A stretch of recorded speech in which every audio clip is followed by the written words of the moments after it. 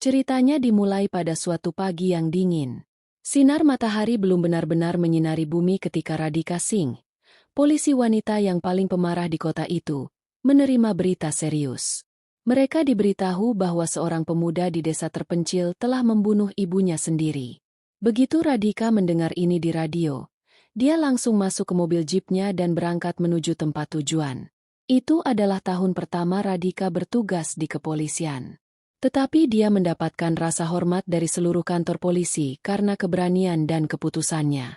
Tak kenal takut, berbudi luhur, dan teguh dalam kelembutan. Inilah yang telah menjadi jati dirinya. Ketika dia sampai di desa, pemandangannya sangat menyeramkan. Seorang wanita setengah baya tergeletak di tanah. Ada bekas luka yang dalam di tubuhnya.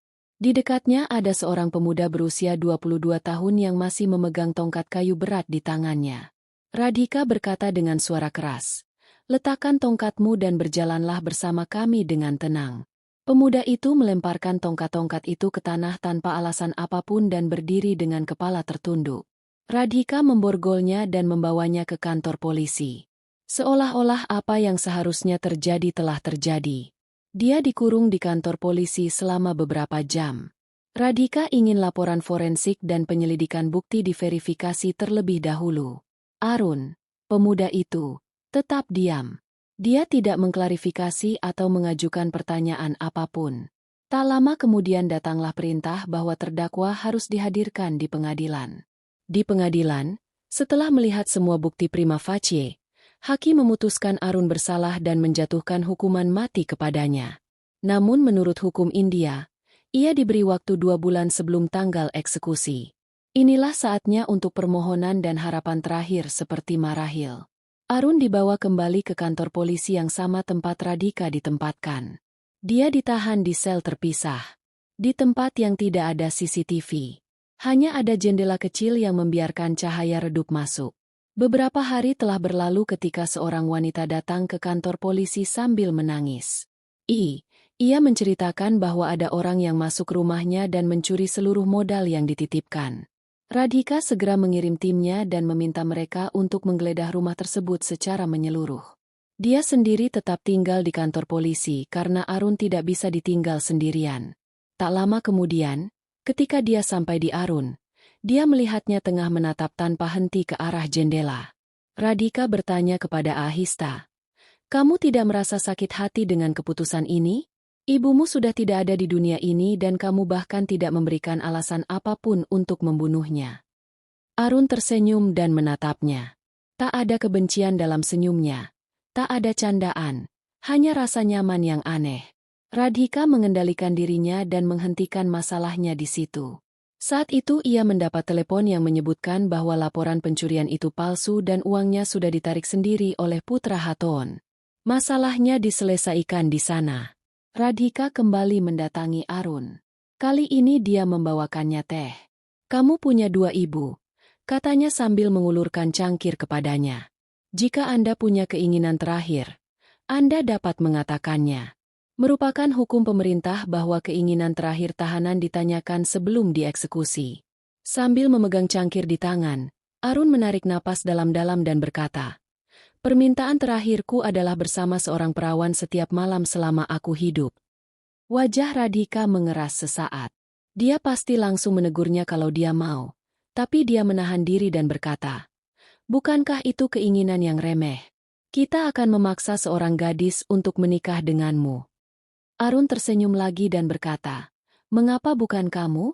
Anda juga belum menikah dan hukum juga mengatakan bahwa keinginan terakhir harus dipenuhi." Radhika terguncang di dalam. Tetapi dia tidak menunjukkan kemarahan ataupun menjawab. Dia hanya mengatakan pada Ahista, "Aku akan memikirkannya lalu pergi." Malam itu Radhika tidak bisa tidur nyenyak. Pikirannya dikelilingi oleh banyak pertanyaan dan kebingungan. Bisakah keinginan terakhir seseorang dikalahkan? Apakah dia harus berkompromi antara tugasnya dan kemanusiaannya? Malam semakin larut dan senyum Arun terus tersungging di depan matanya. Cerita kini telah mencapai titik di mana setiap keputusan dapat dibuat oleh SIM baru. Keesokan paginya Radhika sedang duduk di mejanya sambil berpikir keras. Dia tidak bisa tidur sepanjang malam. Perkataan Arun terngiang dalam pikirannya. Kenapa kamu? Para alpha itu terus mengganggunya lagi dan lagi. Di satu sisi, ada kemanusiaannya, yang menunjukkan bahwa mungkin Arun benar-benar kesepian dan hancur. Di sisi lain, tugasnya adalah seragamnya, yang mencegahnya meminta dia untuk memenuhi keinginannya.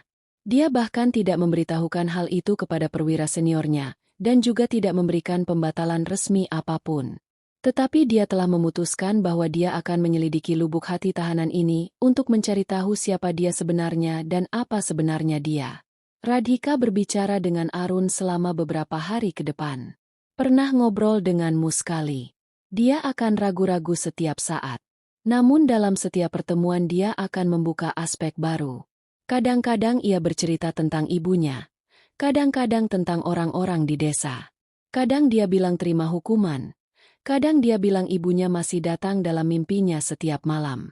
Suatu malam Radhika sendirian di kantor polisi. Pasukan polisi lainnya keluar untuk melakukan penggerebekan besar-besaran. Hujan deras dan gemuruh petir memecah kesunyian kantor polisi. Radhika pergi ke sel Arun.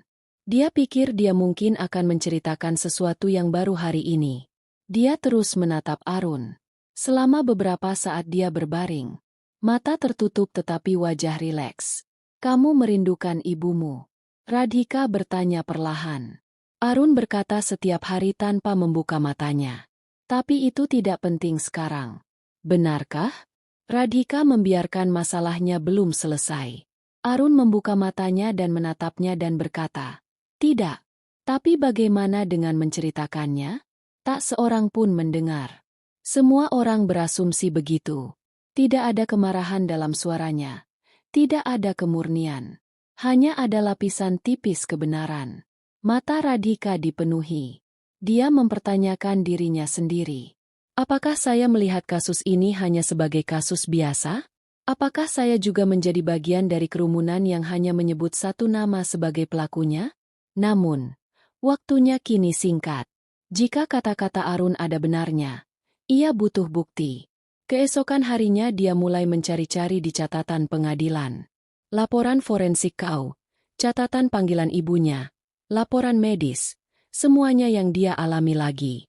Dia menemukan beberapa hal yang tidak sepele. Beberapa hal tidak sesuai. Panggilan terakhir dari ponsel ibu Arun berasal dari desa itu sendiri. Baisar menemui seorang pria bernama Vikas Chauhan yang telah ditangkap sebelumnya dalam kasus pendudukan tanah ilegal. Radhika curiga ada rencana jahat di balik pembunuhan ini, jadi dia memulai penyelidikan rahasia terhadap Vikas Chauhan di desa. Di sini Arun masih berpegang teguh pada keinginan terakhirnya. Radhika bertanya lagi padanya, "Mengapa kamu tidak meminta lebih banyak lagi permintaan?"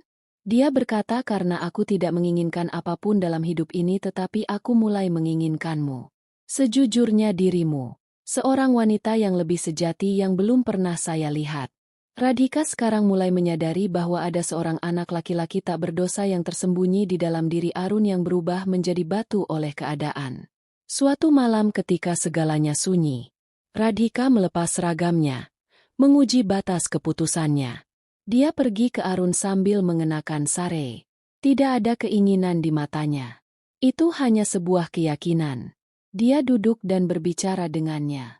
Dengarkan dia sebagai manusia. Tidak ada paksaan. Hanya ada keheningan dan beberapa percakapan yang belum selesai antara dua manusia. Di pagi hari, harapan muncul di mata Arun untuk pertama kalinya. Dia berkata, "Jika kamu percaya pada ceritaku, berikanlah aku kesempatan untuk membuktikan bahwa diriku tidak bersalah." Radhika memegang tangannya dan berkata, "Sekarang ini juga pertarunganku." Radhika sekarang hanya punya dua pilihan. Entah dia mengabaikan perkataan seorang tahanan dan membiarkannya digantung karena kejahatan yang mungkin tidak dilakukannya, atau dia mengungkap kebenaran dengan segenap kekuatan dan kejujurannya. Berharap dia bisa menghancurkan sistemnya juga. Informasi keluar perlahan-lahan dari desa. Investigasi penyamaran yang dimulai oleh Radhika mengungkapkan bahwa Ibu Arun telah mengajukan pengaduan terhadap Vikas Chauhan, seorang pria berusia 22 tahun dari desa tersebut, atas pendudukan ilegal atas tanah pemerintah. Malam itu juga, Vikas Chauhan terlihat di sekitar rumah Ibu Arun. Itu adalah panggilan yang sama yang diduga Radhika dalam laporan. Radhika sekarang mulai menganggap kasus ini sebagai kasta. Ia memberitahu DSP bahwa ia menginginkan penyelidikan akhir sebelum digantung. Awalnya dia diejek. Namun dia membuat berkas kasus yang kuat kepada perwira seniornya. Disajikan di depan. Dia mendapat masa tenggang 15 hari. Jika selama ini ia dapat membuktikan bahwa Arun tidak bersalah, maka kasusnya akan dibuka kembali. Selama ini Arun punya beberapa harapan. Namun dia tetap diam.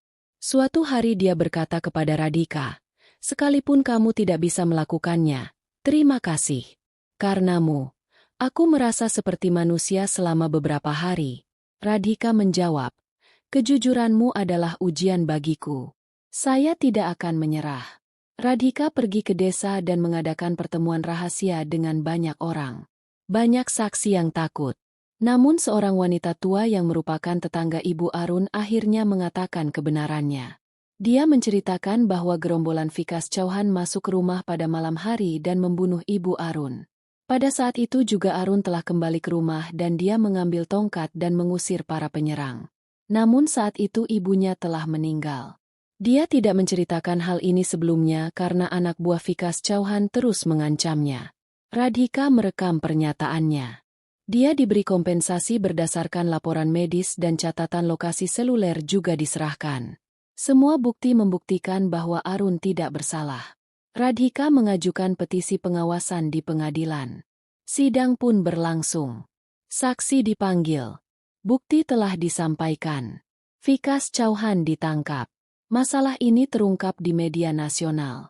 Akhirnya pengadilan mencabut keputusan lamanya dan membebaskan Arun. Ketika Arun dibebaskan dari pengadilan, dia diam-diam mendatangi Radhika dan berkata, "Kamu telah mengembalikan hidupku." Radhika berkata sambil tersenyum, "Perjuangan untuk keadilan tidak hanya terjadi di pengadilan, jantung dan itu juga ada di hati nurani." Setelah beberapa bulan, keduanya sering terlihat bersama. Radhika tidak membuat pengumuman apapun terkait pernikahan. Arun juga tidak memberikan pernyataan publik apapun. Tetapi siapapun yang melihat mereka akan melihat rasa hormat dan kedamaian satu sama lain di mata mereka. Kisah seorang tahanan dan seorang petugas ini dimulai dengan sebuah keinginan yang aneh. Sekarang telah berubah menjadi hubungan kepercayaan, perjuangan dan kebenaran. Ceritanya tidak berakhir di sini. Itu hanya menjadi cermin bagi masyarakat ini, di mana setiap pelaku kejahatan belum tentu merupakan penjahat. Terkadang jalan menuju keadilan juga melewati emosi manusia.